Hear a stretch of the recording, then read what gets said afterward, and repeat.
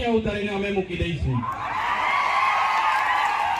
અમારા સમાજ પહેલા, પછી પાર્ટીનો અમે વિચારીશું. આવનાર દિવસોમાં જ્યાં પણ આદિવાસી સાથે અન્યાય થશે, એ મહારાષ્ટ્ર હશે કે મધ્યપ્રદેશ હશે, આ આદિવાસી સમાજ માટે અમે લડી લઈશું. અને અમે એ જ ઉપદેશ આપને આપીએ છીએ. આજે એસસી અને એસટી કોટામાં 7 જજોની ન્યાયપીઠે જે ચુકાદો આપ્યો છે મિત્રો, આવનાર દિવસોમાં આપણા શિક્ષણની અનામત, આપણી નોકરીની અનામત, આપણી રાજકીય અનામત ખતમ થઈ જવાની છે. યાદ રાખજો કે જજોએ જજમેન્ટ આપ્યું છે એ ગંભીર બાબત છે.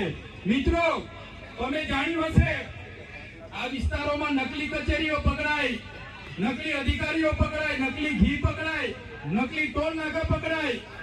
પણ હું તો તમને કેમ છું કે નકલી આદિવાસી ધારાસભ્ય પણ આ ગુજરાતમાં છે. આપણા એસટી સર્ટિફિકેટ બનીને